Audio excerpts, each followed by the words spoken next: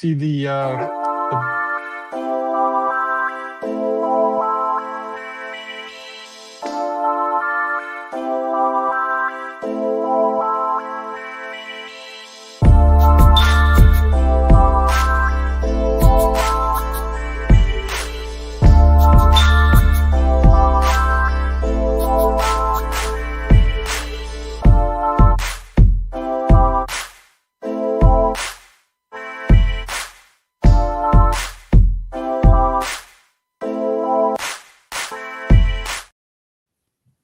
Sorry, John. We're not fancy here like Brian McClay. Like we can't continue our conversations even while the intro's playing. Yeah. So but welcome to Nearing Nirvana. This is episode 148 of Long Story Short. And it's my 40th birthday. Happy birthday, Aaron. Everybody give a shout out to Aaron in the chat. Happy birthday. Come on.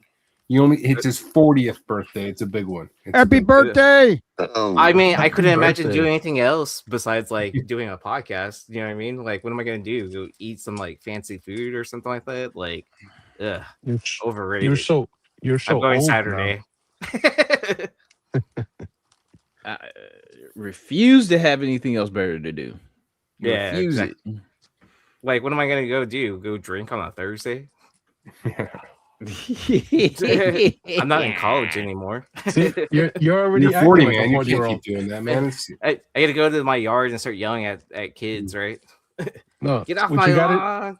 What you got to do is pass out early watching a movie you love. Oh, okay. That's the first 40-year-old thing you got to do.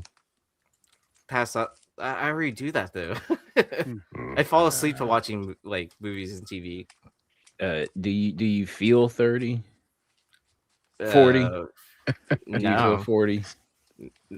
I mean, I guess I'm doing like all the adulting things, like, you know, like I quit the band and all that. You know, I'm starting to like, I guess, move away from Neverland at this point, right? Responsibilities, man. Responsibilities. Move away from Neverland. Yeah. Hey, real quick. I just want to send a lot of love to Remo, buddy. We're with you, man. We're thinking about you. Love you, man. Love you, sir. Oh yeah. Shout out to Remo. He's family, bro. Yep. And then Double Tap, who hit me up on IG recently, has been binging the show and catching his first episode, Double Tap Comics. So hey, thanks for tuning in, man. We appreciate the support. Oh wow. So they've been watching the evolution of how the show is. Yeah, if you really want to go back, the devolution. There's no, we haven't evolved. We have devolved. We're devolving here. Okay.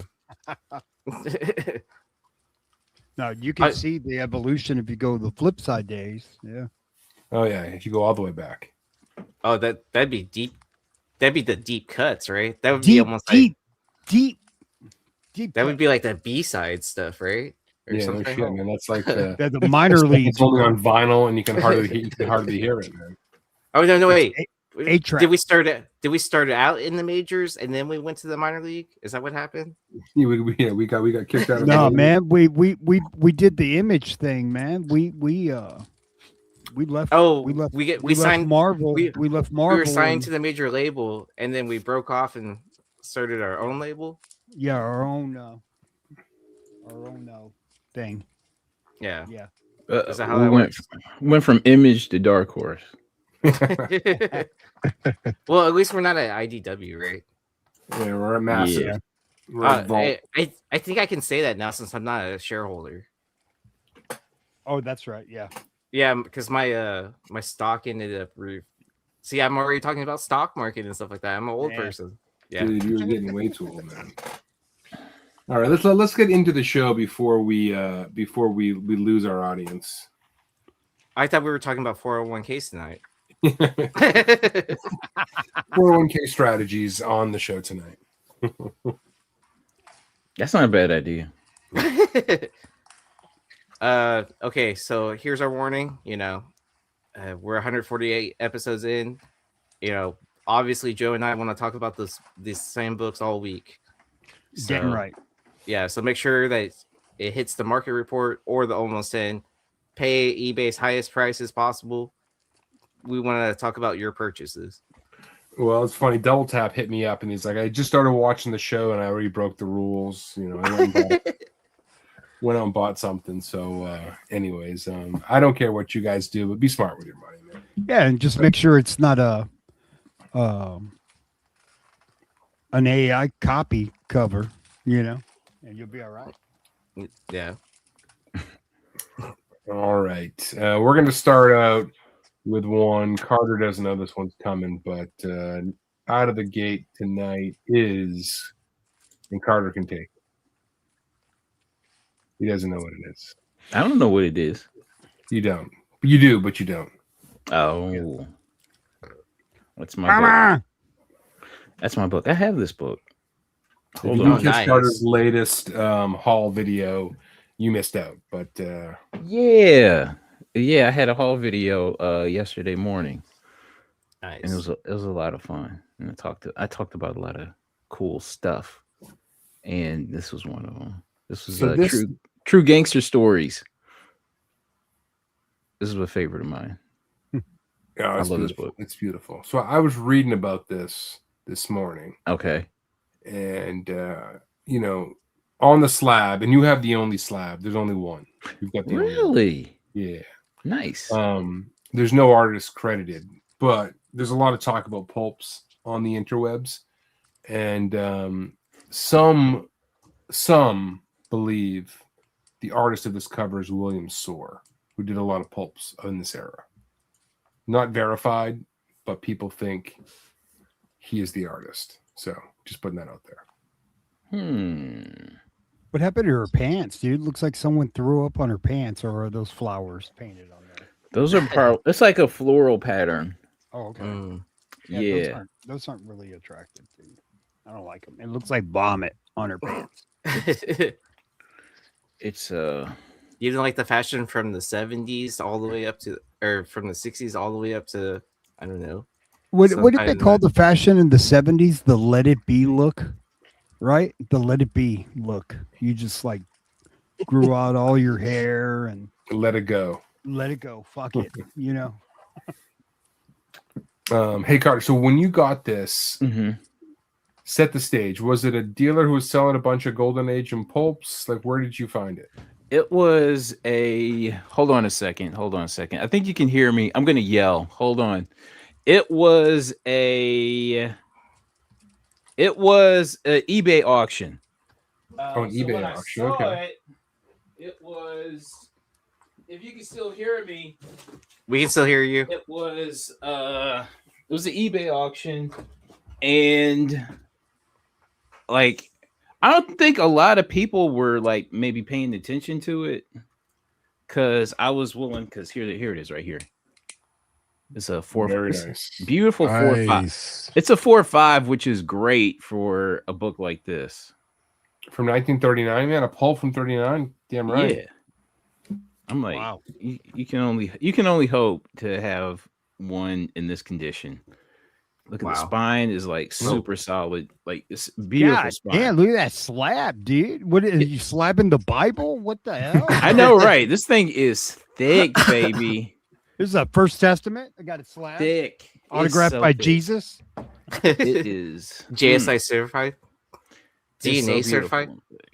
It's so thick, baby. Certified by the Lord.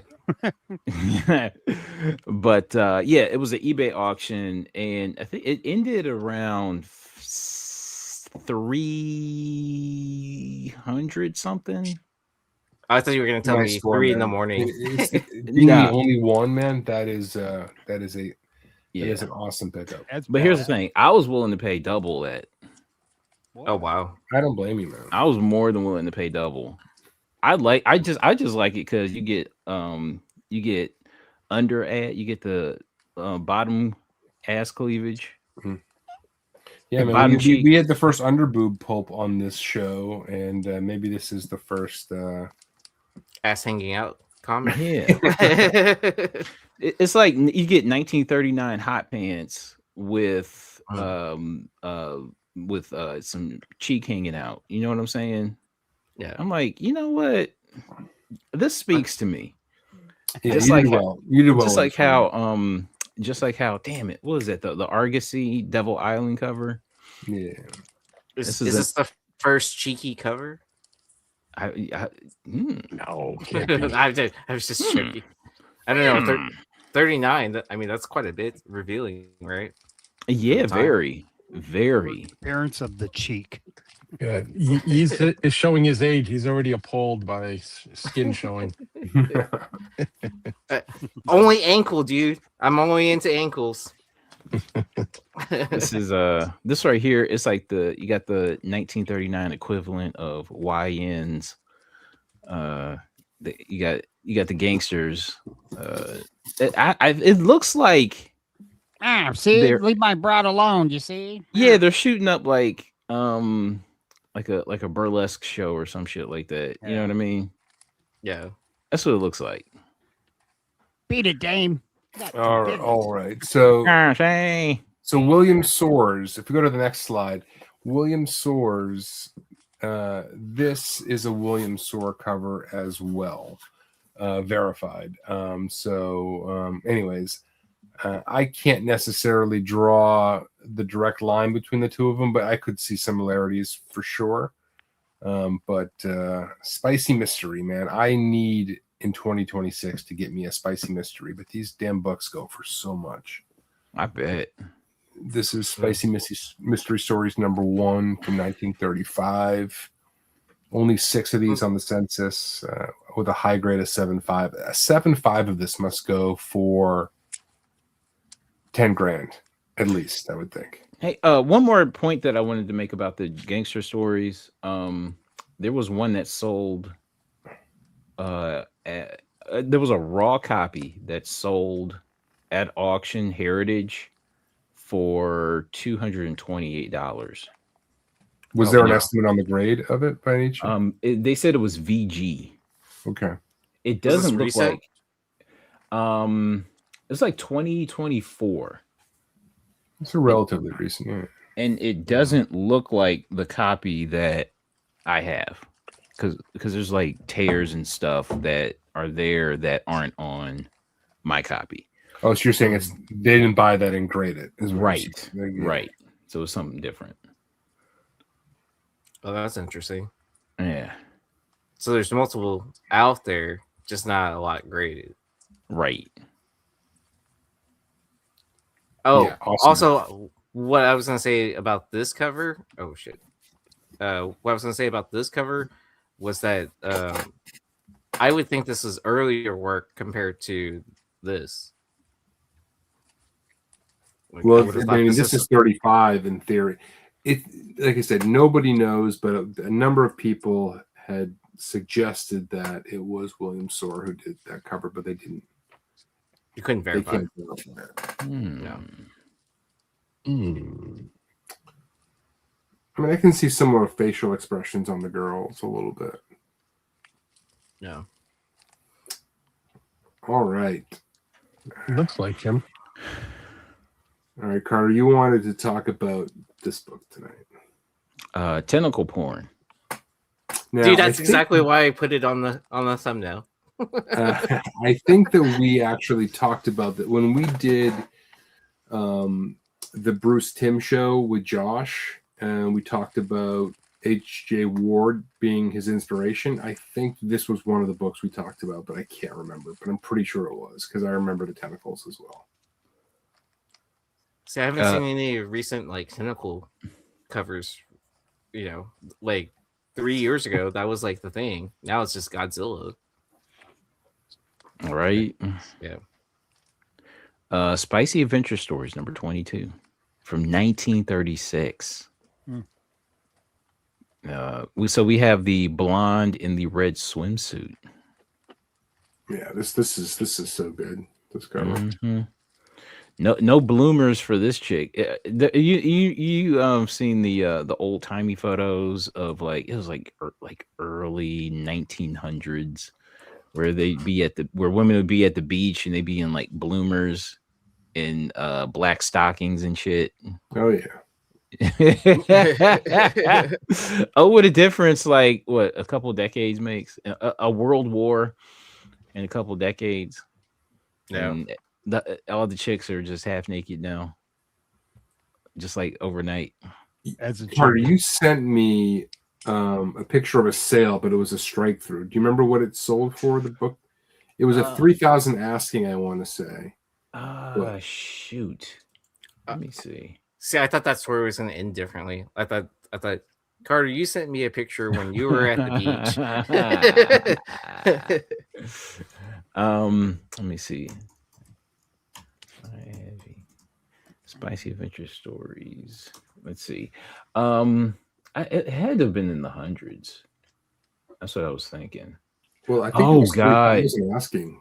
Yeah, 3,000. But you know what? I can check. Let me see. Let me check 130 point. Okay, so it was a best offer of 3,000. So it sold for 2,500. Oh wow, that's no joke, man. That Yeah. is no joke.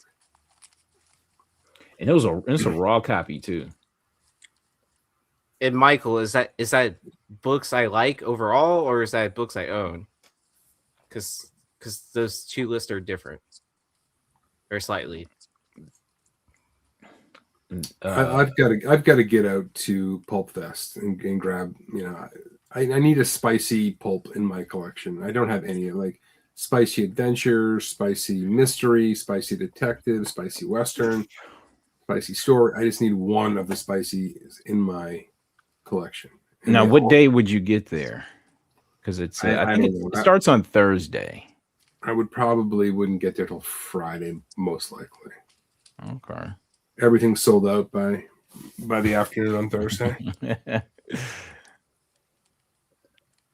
Or I feel like that's like one of those old school cons, are kind of like Baltimore, where like the real deals happen before the con opens. Yeah. Like that's why I would assume that the pulp convention is kind of like. But I could be wrong. I'm sure it's a huge deal for like pulps. I mean, just big money books and stuff. So that's what I have a feeling it's going to be like that, but I just want to go just to see. Yeah. Totally. Yeah. Yeah. Would you bring stuff to trade or try to sell or anything like that? I mean, I only have like a handful of pulps, but nah, probably not. I just have try to just have cash. Cash and a sweet disposition so you can talk these guys down. I got cash and hope. Yeah. Just wear a different color hoodie and you should be fine. Right. Mm-hmm. Hi, sir.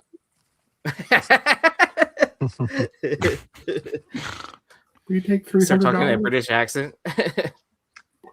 All right. I don't know if you've talked about this book before, but the trope of just tying these girls to these wheels is just like too much for me. I just can't get enough of this. And I don't even have like any of them, I don't think, but I just, whenever I see them, I'm like, what the hell was going on in this era where they just wanted to tie women to water wheels or, train wheels or whatever the hell it was. But so Terror Tales Volume 3, Number 2, a John Newton Howard cover, Popular Publications 1935, 6 on the census, high grade 8.5, which is a super high grade for a pulp from this era, like ridiculously high grade. But yeah, man, I don't know what the anger was with these dudes were, but like just tying these girls to these wheels of any kind, it's just like it was definitely a thing. Putting the boots to these hoes. What is happening? I like her hair. Nice hairstyle. Yeah, no, I think it's, I don't know. I just, whenever I see these things, they catch my eye for whatever reason. But she's scared. These books don't sell enough to have any recent prices, but I imagine this thing goes for quite a bit. She started a women's suffrage drive in that area. And they was like, we ain't having this shit.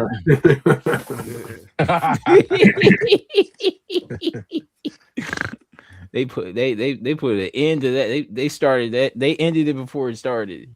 Yeah, they got to send a message. They gotta send... Oh man. Anyways, okay.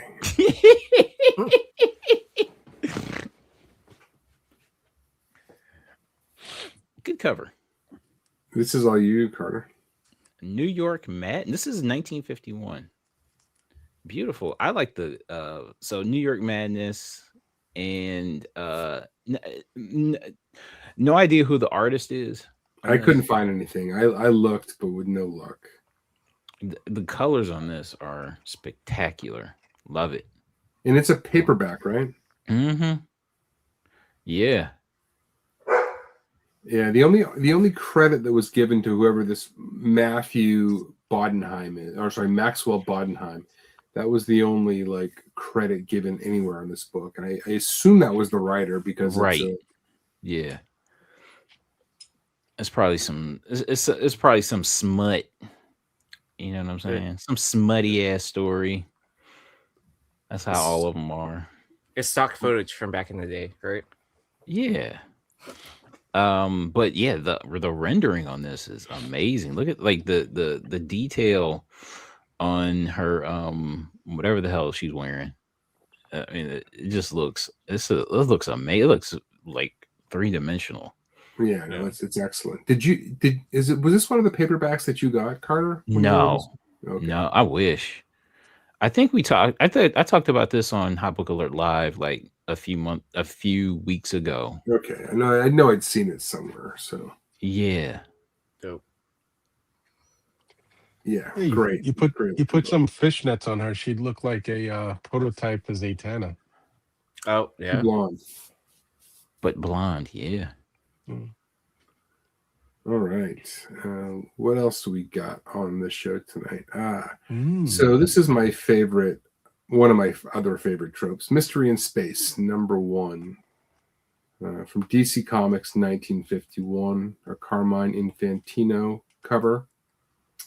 I love it when the dude has the helmet on in space and the girl's just floating through space, no helmet, but somehow still alive. I don't know why. I assume it's because, they didn't want it, like, they wanted her hair flowing or whatever it was, yes. For the image. But it's shocking how often this happens, where the dude has the helmet on, but the girl is, like, left to hold her breath.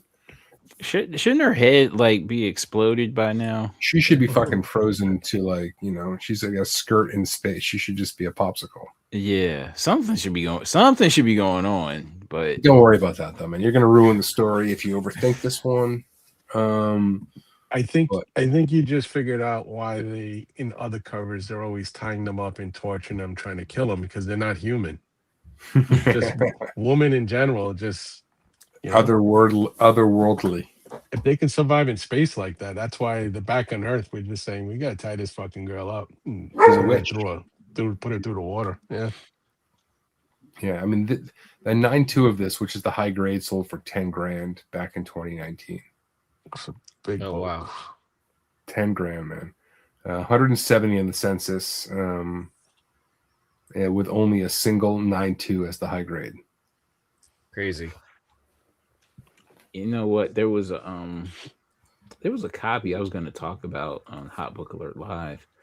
There was a conserved grade 4.5 that sold for I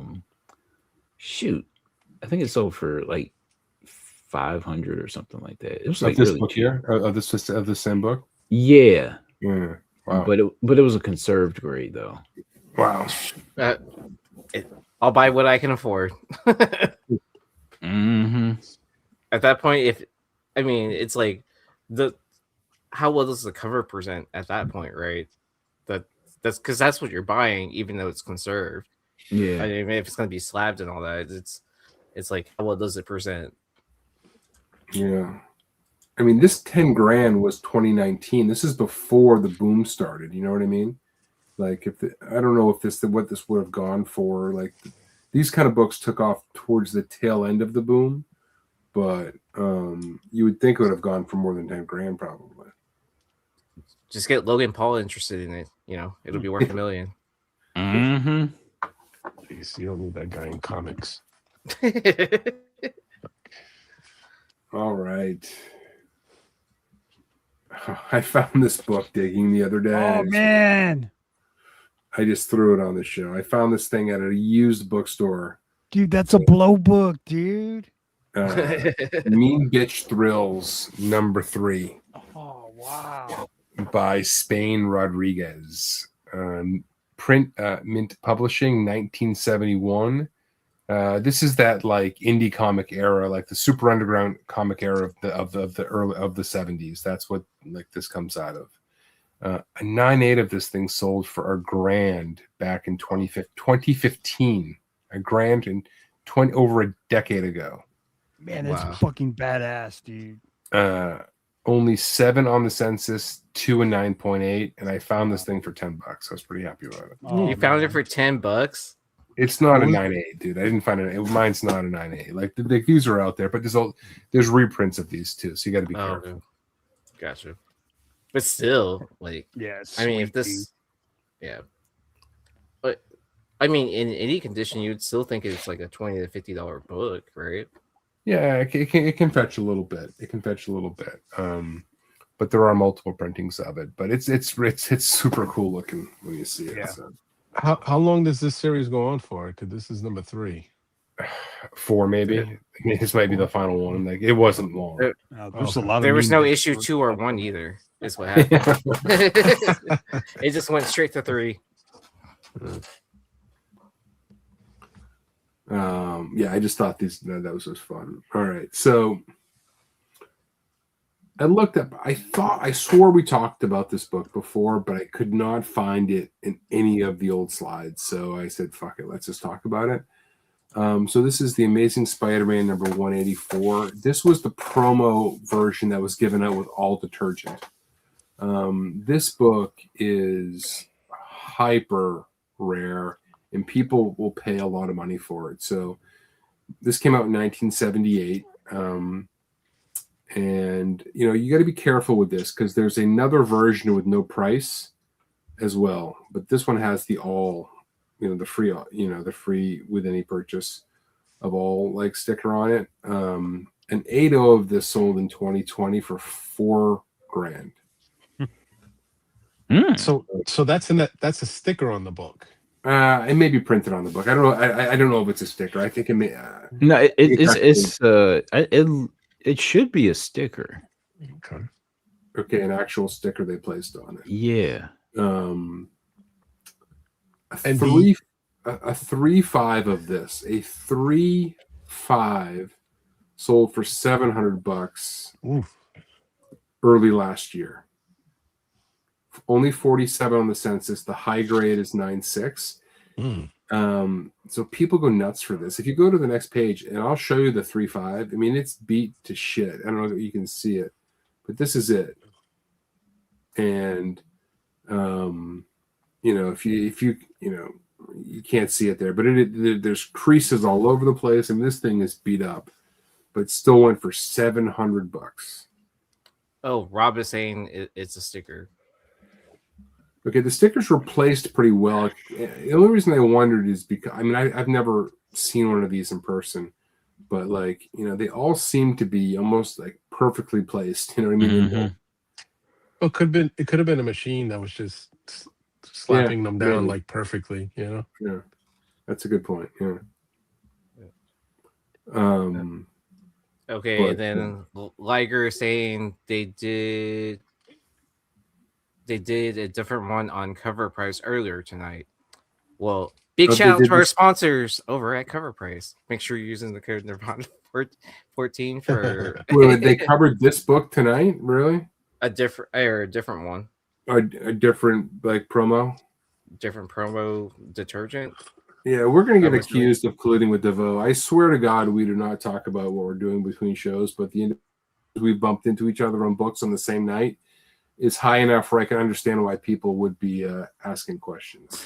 You're going to be hauled in for Senate testimony for colluding. Yeah. But I don't have any of these books, so what would be the point? You know what I mean? I mean, once the NBA or FBI is done with the NBA investigation, they're going to start investigating all these YouTube shows. Mhm. You guys Mhm. are talking about And then comments all at the same time. and I'll say it here on this episode, Carter's the ringleader. 'Cause he's been doing it the longest. we gotta dig up a picture of Carter in a hot tub. I'm Mr. Market Manipulation. Yeah. I'm going to talk to Devotum. I cannot believe if they got another version of this one up there. But anyways, yeah, just a super rare book. Because I don't think they're usually covering things that have sold recently. And I could have missed it. I didn't see any like real recent sale of this at all. But I could be wrong. All right, let's keep going. Talking about ghosts. Uh-oh. The Amazing Spider-Man number 12. This is from 2018, Tokyo Con. It was a variant given out. Yeah. Steve Oki variant.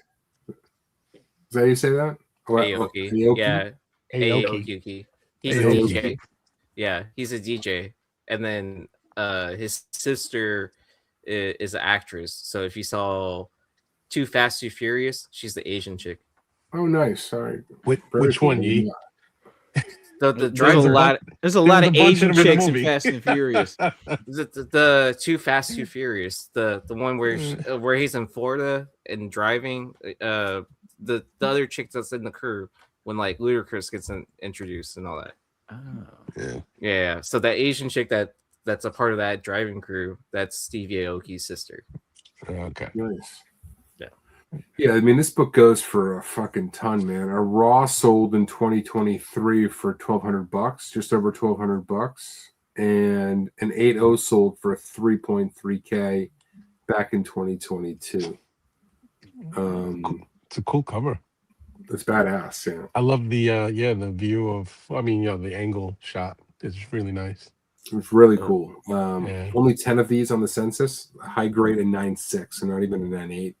I mean, what would a 9.8 of this book go for? Are we talking $10,000 for a 9.8 of this book? I don't know about 10, but I mean, some of those Japanese books go.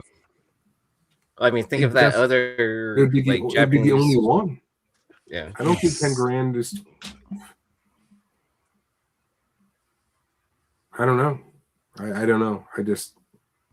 Unless like someone starts slowly leaking these out over time, you know what I mean? Like, I would think at these prices that we would have started to see it already, don't you think? Because I mean, this thing is 2018. We're coming up on 10 years old, you know. How many on the census?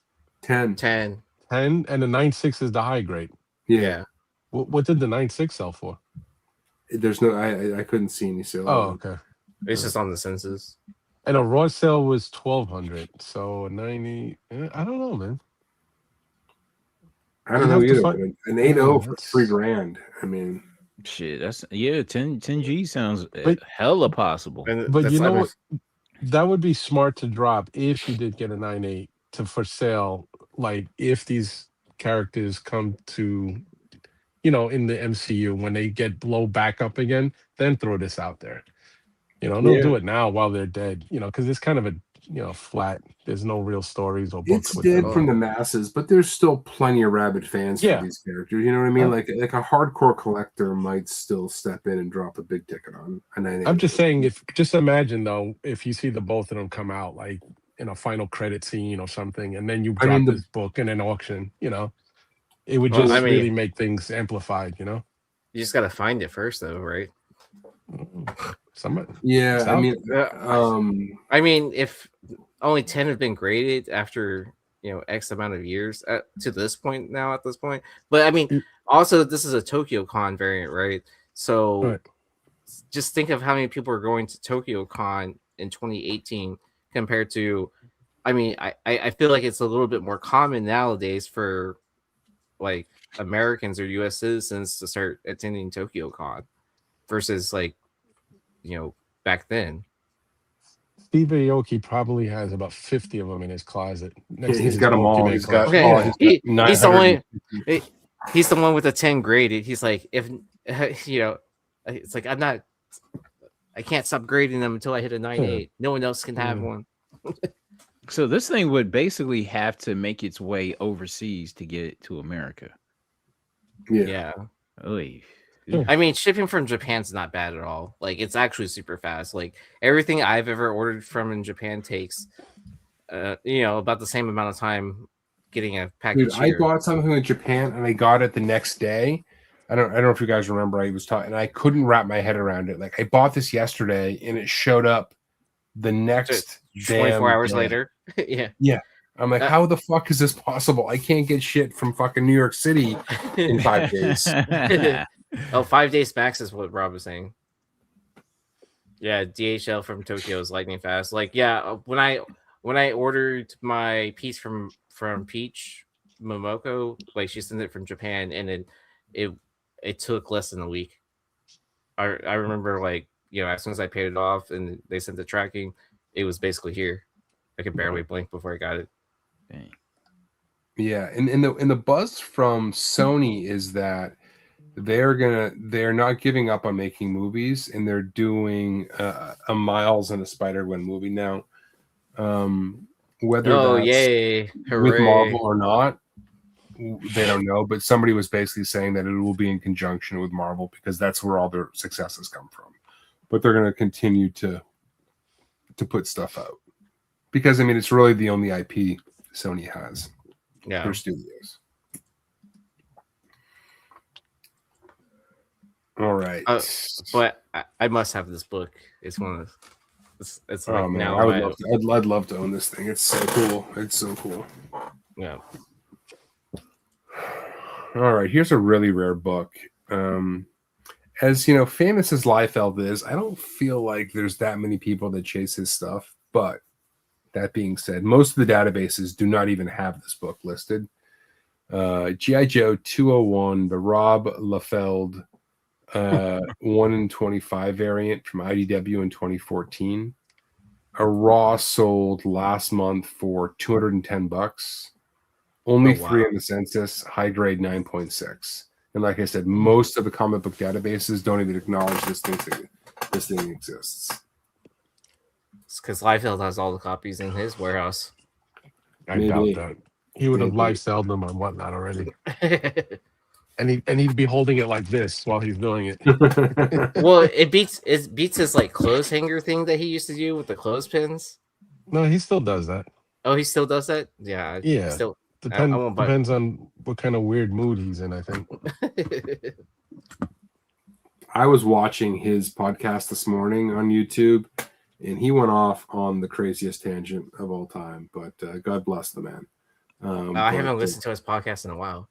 Well, he puts it on YouTube now. He films himself, and it was it was I was listening to a lot of them on Spotify, and then like the whole like volume inconsistencies is making me like not listen to it. Yeah, because like on YouTube, it's pretty consistent. It's pretty consistent now. But yeah, because he was peeking out too much, like and then whoever pieced it together for him, like it was on a very loud volume, at least for me. I love Liefeld for his enthusiasm too. Like I like anything else, I don't agree with everything the dude says. Like he goes a little off the deep end now and then, but for his love for the hobby, like I am on board with him with that. For sure. He is unapologetically bullish about this hobby, and I gotta love him for it. He does have some takes that are really bad at times, but whatever. Don't we all? Mm-hmm. Absolutely. He has his opinion. He's not afraid to voice it. That's the way I see it as. No, but I think he intentionally digs in his heels. Maybe I have a feeling sometimes he realizes that maybe he got it wrong, but digs in his heels regardless, and that's that's a little frustrating. But all that said, like he's done a lot for the hobby, and this is a very tough book to find. If you ever see this thing, grab it because it's a ghost. All right. I don't know if somebody I can't remember where I saw this book. I just had it on a slide to do. So if somebody sent this to me to talk about, apologies for not giving you the shout out. I just don't remember where I got this from, but Dead Moon #1. People love John Royal, so this is a John Royal cover B. Campbell Disciple. Bad Bug Comics 2022, and I'm pretty sure this thing is a Kickstarter because it's got like a $15 like cover. Yeah, price. it has to be. And another book that many of the databases don't have. But yeah, beautiful John Royal cover. People love the man, and yeah, just a nice looking book. Yeah, he's coming, dude. Like the value of John Royal books has just skyrocketed. Like that run of GI Joes that he did, the cover Bs. I mean, they're just like shooting to the moon, and people are paying it. And so absolutely. Oh yeah. And as I understand it, he has bad arthritis, so it's very difficult for him. He can't pump out the volume these days. He continues to do work, but he's got pretty bad arthritis in his hands that slows him down. That sucks, man. Are we sure his last name is not pronounced Royale? Johnny Royale. With cheese, Royale right? with cheese, bro. Yeah. It's an old Beastie Boys track from way back in the day. It would be cool if it was. Or do we call it Royale with cheesecake? Is that what it is now? No? Okay. Maybe. Royale with heavy cheesecake with that guy, man. All right. A little newsy talk because I love them and I don't care if you don't. Uncanny X-Men number 266. Beautiful. One of my I love Chris Bachalo from this era. Mm-hmm. I really genuinely love his work from this era. This is from Marvel 2006. The most recent newsy of this sold in 9.8 sold for $500. I mean, talk about a premium, man. The 9.8 direct goes for $100, and that sold in 2021. A 9.6, which caught my eye, sold this month for $120. So a 9.6 newsy for $120, where the directs go for $25, but. I still really believe that newsstands from this era in particular are extremely low-hanging fruit. You had some beautiful artwork from books that are reasonably heavily printed, and being able to find a newsie, it really put your hands on something really difficult to get. Like really, really difficult to get. If you want to find a really cool version of this cover, if you're a Marvel Legends collector, this was the book they used behind the figure, and they eliminated all the characters behind her. It's just like a white cover with the trade. So so it's kind of like if you do the the Spider-Man 2099 white cover, which is like a white version of the foil. The second print. So so this is kind of like a nice variant to this one if you're chasing Bachalo interesting variant covers. It came with this with the Psylocke figure. I have it. I'm not gonna run to get it, but it's a really cool version of it. I bought it because I wanted the version of the book, but I'm not gonna crack it out because I don't think it's gonna be a 9.8. So just leave it with the figure. Yeah, no, those things, those are those books with those action figures are so hard to make because even though they're behind plastic, they still got fucked up somehow. Yep. And then when you try to take them out of that plastic, they usually get fucked up worse. So is that becoming a pretty common trend now? That are you seeing 9.6 newsstands selling for like 9.8 direct prices or more? Yeah, particularly from this era in particular, when the newsstands are really tough to get. And I think honestly that's low. I really do think like for some of these iconic images, I think some of these are pretty low. So I think it's some of the last really low-hanging fruit out there that you can still find in back issue bins for cover price or plus or minus. You know what I mean? Or the shops. It's not easy. It's a lot of looking. Like it's funny. Like, do I have it here? Or just shops that overlook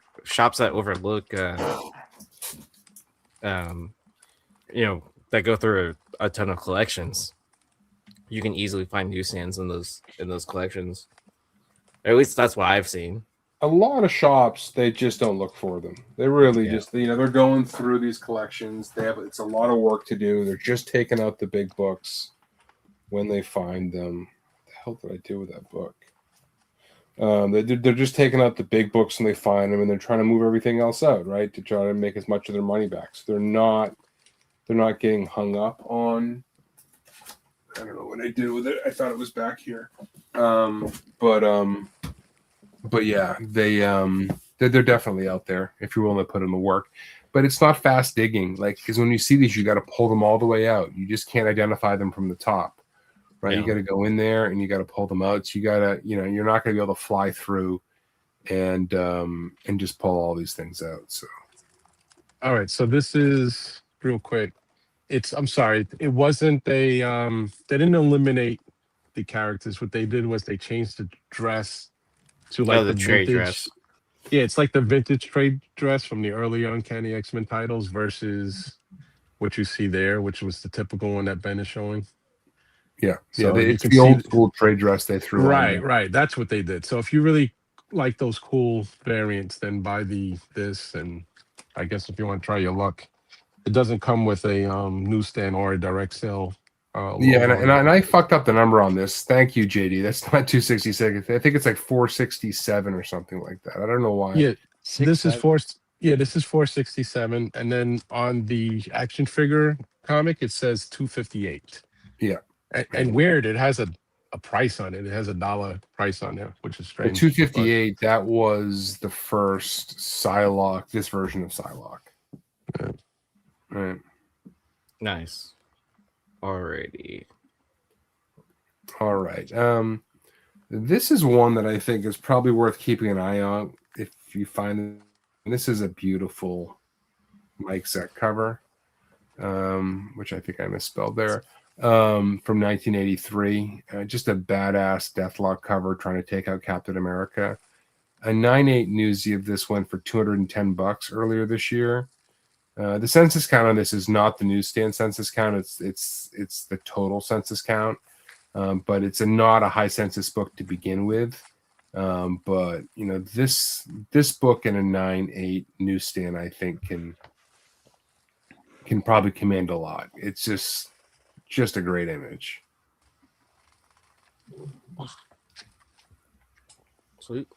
I love looking for this kind of stuff. Yeah. Well, Rob, you need to come back on the show and tell us about Captain America books again.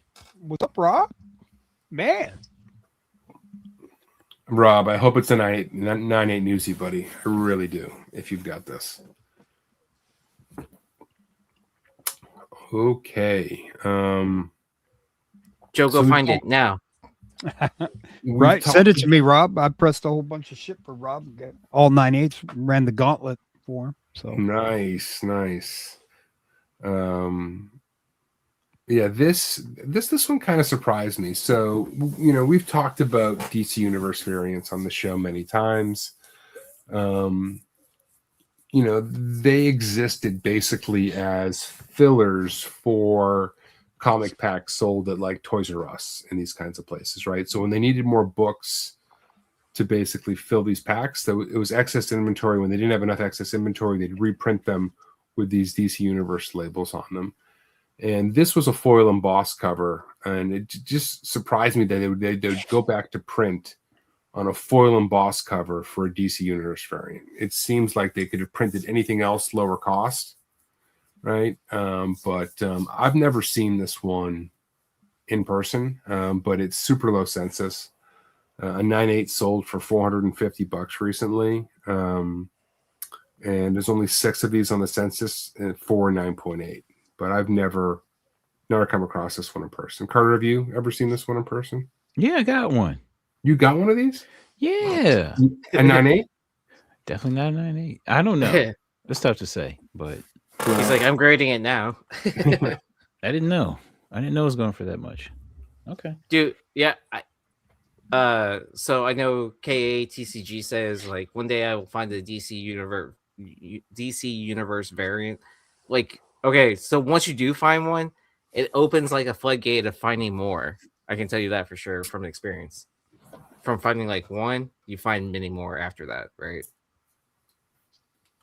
I was expecting Joe to chime in on that, but he had to leave, I guess. You mean it's just like once you've cracked the first one, it just like the gates open and you find them all? I wouldn't say that, but you have an easier time finding them. Is all I'm really saying, right, Joe? Like once you find one, you can just keep on finding more and more. Mm-hmm. I found a bunch over the years, but I never came across this one. I didn't. Yeah, not. and it pops too because that cover is like super dark, man. So to have that like white logo on there, kind of it makes it pop.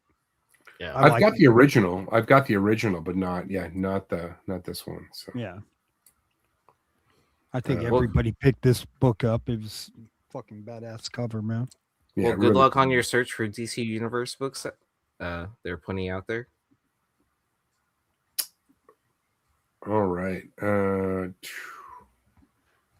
Ghost. Super fucking Ghost. All right. Rob Zombie's Spook Show International #6. This is a Darren Barrington incentive cover. Beautiful cover. I don't know what the incentive was, but it is limited for sure because you can't find this thing. Cross-Gen Comics 2004. No recent sales on this that I was able to find. Only 2 copies on the census. High grade 9.4. But hey guys, I met this chick. Dude, she is badass. The only thing is she's got a patch on her eye. Should I take her out? What do you think? Yes. And her ex-boyfriend is a biker with a flaming. He's got a flaming skull, and yeah, I love his art. I mean, big fan. But this thing is super tough to find. How dope would it be to I've never seen Rob that Zombie's stuff? He didn't have incentives for like most of the books in this series, and like this laid in just to throw a random incentive in there. And like I said, I'm not clear what it was, but as far as I can tell, there's none of these out there anywhere.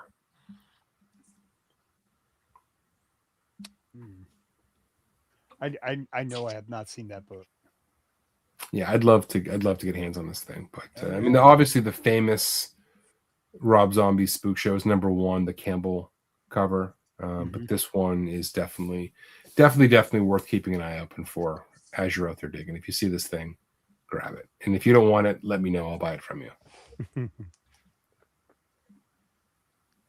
All right, Carter, this one was you. Yeah. Vampire Macabre Halloween special. Not too much to say about it. It's just like a nice rendering of a hot chick. Who doesn't? Dude, she looks drunk, dude. She's drunk off that blood. Guys, just like, take me home. Call an Uber. She in a food coma. Yeah, I mean, the guy's blood she drained. He had been drinking all night, and she wasn't ready. She wasn't ready for it. Yeah, that's what happened. I mean, who doesn't love to party hard on Halloween? You know, that's true. Alrighty. Too bad she's got to get up for work in the morning.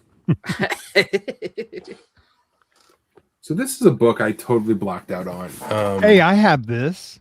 Mm-hmm. So this is Amazing Spider-Man 601, the famous Mary Jane cover, right? One of Campbell's top 5 covers, right? Where she's sitting on the couch and Spider-Man swinging in the background. And Quesada did a second print of this. Now, you think they would have second printed the cover that fucking everybody went crazy about. But no. Marvel used this cover. Now, don't get me wrong, this cover is badass. But as much as I dig, I never see this thing. A 9.8 sold for $145 this year. There's only 64 of these on the census, 30 and 9.8. But it's a beautiful wraparound cover. If you go to the next slide, Aaron, if you don't mind, buddy. You can see the whole thing. But just a super badass cover for a book that they reprinted, maybe because people wanted the cover and they didn't put the cover people wanted on the reprint. I don't know. Like, I think people have them. They just don't grade them. Yeah, they grade the other 601. Yeah, of course. I mean, that's. But the fact that it's a low pop count, like that may. It's funny if you see those feet right there that Quesada drew. That's the way Campbell draws Spider-Man's feet. McFarlane draws feet like that too, I think. I see those, and I also see McFarlane's, big ass Spider-Man feet. That's true. I just think of any 90s comic book artist. That's the feet. I wonder if Campbell did the feet, dude. Like you look at any Spidey with Campbell, and the feet look exactly like that. Spidey's legs are always wonky, man. I think that's just how they do it with him, right? He's all lanky and misshapen and all over the place. But I honestly, I love Quesada. I think he is one of the great artists that probably doesn't get the credit he deserves from this era. I mean, he just could really draw. What's Quesada? Where's Quesada at now? Is he at? Did he go to DC? No, I mean he's been doing some work for Marvel now. Oh, he's back with Marvel. He's been doing, I mean, it's weird to come back after being editor in chief, but the Marvel Light stuff they're doing, like he's involved with that. I think he went to DC for like a year, right? A little while. He didn't stick or didn't last very long. Yeah, it was. Yeah. But no, he's back on the Marvel Knight stuff. But yeah, I don't know. The second print of 601 that didn't feature me. It's an interesting oddity to me that this thing exists. It's interesting. We never got a sketch of the Campbell. Have we? You'd think that would be a hit. Oh my god! If they, that would be a hit. Man, that would be a great variant for him to do. Or that would have been a cool second print. Or if he ever wanted to do an incentive, that comeback cover when that guy said that Campbell didn't know how to draw, and so Campbell had to level up his and then show the guy what he did wrong on his art. That's brilliant, man. Yeah, and then he sold that sketch. That's right, he did sell it. Yeah. He should have made that into a cover because it would have sold like crazy. But, all right, another second print, black and white, that feels way under the radar. I love Finch on Moon Knight, and I don't think I'm the only one. But Vengeance of Moon Knight #1 from 2009, David Finch second print. The first prints of these in blue are famous, but 9/8 of this sold for $101 earlier this year. Only 106 of these on the census, 58 and 9.8, but just a striking image. And I think these second prints of this are also probably underappreciated. They probably weren't heavily ordered, and they're just like they look badass. Yeah, I think. When we visit these things that people didn't really pick up in mass, like it deserves consideration just because of the low pop and everything like that. And Finch now is starting to get appreciated the way he should have been. I think his like Aaron talks about his pencils all the time. I mean, they're just fucking amazing. Oh yeah, I mean, like otherworldly, you know what I mean? Yeah, beautiful stuff. All right, let's keep the show rolling. Show me a bad Finch cover and I'll super chat $50. Yeah, it's not many. All right, this is for Liger. I think you're in the chat, brother. Beautiful Lozano cover, beautiful, like expertly rendered. Like if you look at this cover, Look at She-Hulk with the roller skates. Look at the box of comics next to her. Like, this is just a really, in there. a really cool cover. Now, Nice. this in full, this was a retailer exclusive. I don't remember who it was. It doesn't really matter. But this came out in 2005. And this book, if you want this, it's still out there. It doesn't sell for a lot. It feels like it should. I mean, it's a really well done cover. Prices are going somewhere between 10 and 20 bucks. There's Virgin and trade dress, and they seem to be going for roughly the same. The Virgin is far more limited than the trade dress. But just a good looking book. And yeah, thanks to Liger for the suggestion.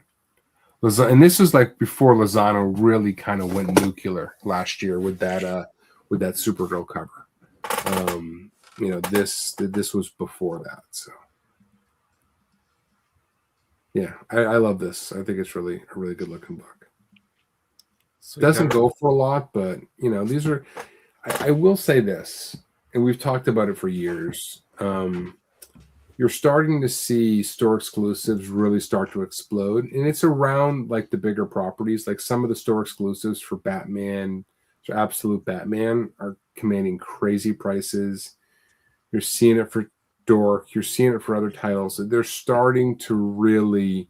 Some of them are really starting to explode. Like I said, like most comics, most of them will never carry value, but because they are reasonably limited, I think you're going to see them pop.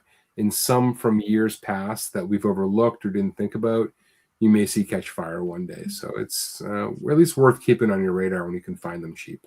And I'm starting to see them digging now. Like when I go, stores are picking up collections where these books are in there. Like I see these things out in the wild at LCSs now. So I think as time goes on, they'll matriculate more and more into the wild, making them available. But they can also be found online, pretty cheaply if there's something you like. Nice.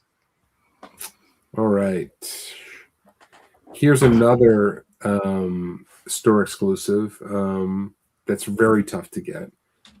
This is Red Sonja, Age of Chaos #2, the Kyle New retailer exclusive. This is a Finch homage to Psylocke #1. Once you see it, it's pretty obvious. Wow. From Dynamite in 2020. So this came out just before COVID hit, like in February of 2020, before the whole world went to hell. These are very, very hard to find right now. 9/8 of this sold for $125 last month. 56 on the census, 52 9.8s, and I don't think there's any of these on eBay currently. But when people see this, they fall in love with it. Yeah, it's cool. He really did Finch justice in this. Like it's a nice shout out. Like style marries echoes Finch's well enough where this feels like on the nose. Chaos written in blood. Pure chaos, baby. All right. We're gonna check in on some bangers, some big bangers. Go. We're just gonna check in. I like doing this at the end of the show. For me, the best Peach Momoko that's ever been done and ever will be done. Ghost Spider #2, 1 in 25 from 2019. Yes, I did pass up on this book for $35 because it was $10 over ratio. Wow. Yes, I'm an idiot. Yes, I thought I was going to find it cheaper. Yes, I did sell this copy. Yes, I did buy it back. A 9/8 sold this month for almost $1,200. And a 9/8. Wow. Yeah. Only 247 of these on the census, so very low census count for a modern. 166 in 9.8, and 72 copies are signature series. So a lot of these have been signed. A lot. If you go to the next slide, we can look at some charts. Yes, we're going to look at charts. So what's interesting, if you look at the sales history of this, what you can see is that this book has held its own. It has not faded since the comic boom. It is near all-time highs. You're right, not there, but not far off. Not far off. It has been remarkably strong since it came out. And the reason is if you look at the sales history, the volume on the second chart, the volume has been very low. This book does not sell that often. People have it, they don't get rid of it. What I don't like about this volume chart from Go Collect is that when there's no sales, it's showing 1. It should be showing 0. So from like May 2023 through like, whatever, past October 2024, there's a handful of sales in there for 1 issue, but there's a lot of months where no sales happened. It should be dropping down to the 0 line. They need to fix that. But regardless, the point is that this book does not change hands all that often. When people have it, they want to keep it. Yeah. So I bought a graded copy, and then I can see like on GPA who I bought it from, how much I sold it for, and then what was it? And then because I ended up buying a signature series copy because they were, blue labels are people ask a pretty decent amount for any of those, and I just refused to pay that much for a 98 because everyone's asking like over 1,500. I know that right now. Yeah, I mean that's a lot. That's a lot, but yeah, it's an awesome book. It's an awesome book, and I fucking missed it for $35, dumbass. All right, next slide. All right, a book that I will never own. Carter, I know you've got one. I have one. You had one, or you had? Or? Still have it. It's 98. Nice. Oh, nice. Yeah, one of my favorite modern books. Amazing Spider-Man Presents Black Cat #1, J. Scott Campbell 1 in 25 variant from 2010. These were early days of ratios. A 9.8 of this sold over a year ago now. So this book does not change hands often. It's for $2,500. 210 on the census, 134 9.8s, and a ton of signature series on these. 76 signature series on these. So a good percentage of those have been signed. So the unsigned ones, seem to be the ones to get. If we go to the next slide and look at the chart on this one, what we'll find also is that this book is selling at an all-time high. So while the market definitely crashed after 22, books like this were not phased. It's never sold for more. And another book that has no volume in terms of sales. People have this thing and they don't move it. Yep. Mm-hmm. Yeah, that price to me, so for what 2,500? I was like, that's low to me. No, that's a good price. It's a good price, but it's never sold for more. Because I need to buy it. Don't bump it, Carter. No.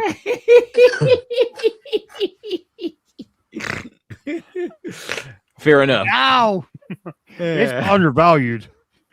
I can't understand. Then another copy sells for $4,000. A lot of people are asking this in the chat. So, are you taking this book or the Black Cat Noir? No, I love that book, the pink one, man. I love that one. To me, this is look at the cat, bro. Meow. Yeah.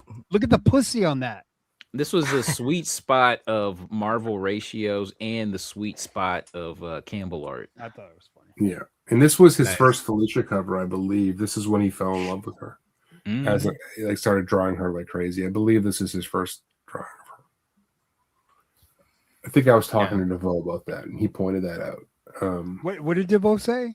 That this was his first Felicia Campbell. Oh, okay. Damn. That kind of levels it up. But now there are a few foreigns of this book that are actually relatively rare. If you go for it, Aaron. Yeah, so this is the Mexican La Mole.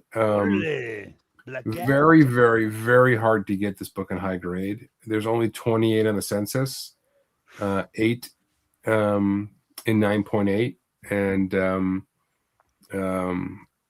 yeah, just a nice rendition of it. That's tough to come by. These were not heavily printed at the time. These are a decade old at this point, so this is not like the recent stuff that's been going on. These were produced way back when, and tougher to get hands on these things. So you've got this one, and then you also have the German edition. I think if you go to the next slide, Aaron. Yeah, so this is the German edition. Which one do you like better, Ben? I mean, they're both. I think. I mean, it's so hard to get the. Honestly, it doesn't. I mean, the German keeps the trade dress out of her hair, but I think they're both pretty cool. I have both of them. I can't. I've been trying to get the OG forever. It just never surfaces, and when it does, it's either asking crazy money or it's gone immediately if it's fairly priced. I just text Josh if he had a copy. Rob has like a bunch of these. Rob, you got a copy? I bought one of these from Rob. I think I bought this German one from Rob, if I'm not mistaken. Give one, Rob, please. Like you've never seen his collection of this cover? He has like probably the biggest foreign collection of this book. No, I have not. Yeah, I know he's got. It's more than one. There's a couple of others as well, but these are the two that you could probably find. And these were limited to 333 copies. Alrighty, and that was our last book. So we weren't joking about the cover price sponsorship, as you can see. Thank you, DeVoe, for writing all of our slides. Make sure you're using the code Nirvana14 for a 30-day unlimited membership for only 99 cents. And then you can also use the code Nirvana over at birdcitycomics.com. Bird City. Make sure to follow their social media so you don't miss all their great drops that happen throughout the year. And some restrictions may apply with their code. Alrighty. We need to do this every week, Lager. We almost do this every week. I mean, we miss a week now and then, but we do the show almost every week, man. Yeah, you're on the show with us almost every week, man. You're always in there. I was out of town last week, where I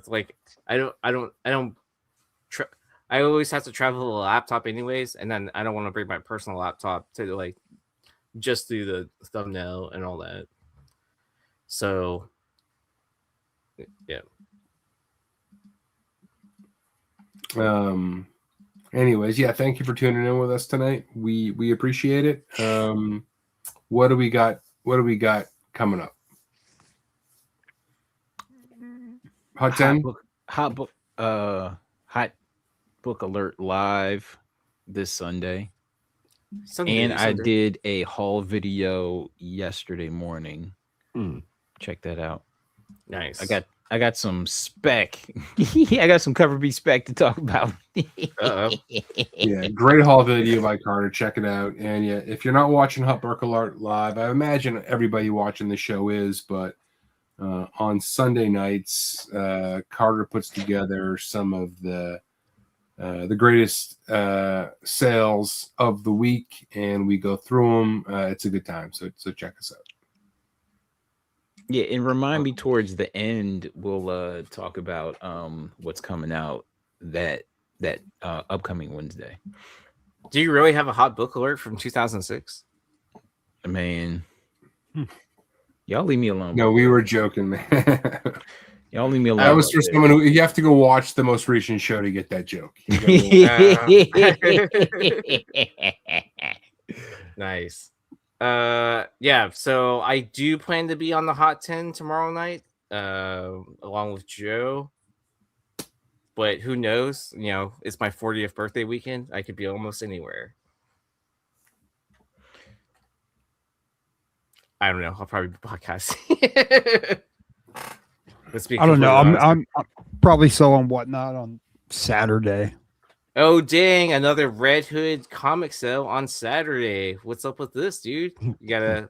I don't know, man. I gotta get rid of some books, dude. Like, yeah, because you gotta make room for all the books you're picking up at MegaCon. I'm working at MegaCon.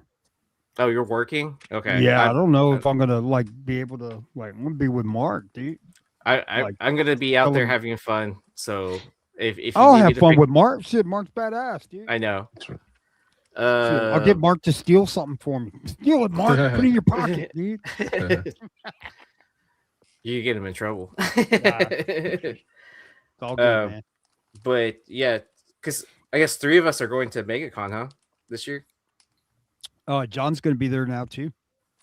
Sweet. Yeah, I just confirmed with my boss that even though someone left the company, I can still take off the time because I gave him enough head notice. I gave him enough head. Little slit. I mean, that's why they fly me out to Georgia, I guess. But I haven't been to Georgia yet, so. Alrighty. Oh man, you're gonna get your butt whooped. What'd you say about us? Well, Is that anybody? Aaron They didn't Yee? even ask Who's what that? they didn't even ask what the name of the podcast is or anything like that. So I know even if I did tell them, I don't feel like they would have enough time to watch it. Yeah, people in Georgia that have problems putting things together. Aaron got great Wi-Fi. I have a crappy old computer. That's what it is. Yeah. Anybody in the New York, New Jersey area on Saturday, March 7th, I'll be at the APA Hotel in New Jersey, King Khan Comic Show. It's a really, really hardcore comic show. It gets better every year from 10 a.m. to 4 p.m. And there will be some guest artists. I believe the guy who does Dork, he does a Dork exclusive. I'll show you his exclusive real quick. He'll be there doing a site. I believe this is his exclusive. He did a first and second print of it, which is a cardstock and a foil. And so that guy will be there. There'll be some interesting people there. But it's a really great show. And if you're in the area, come check me out.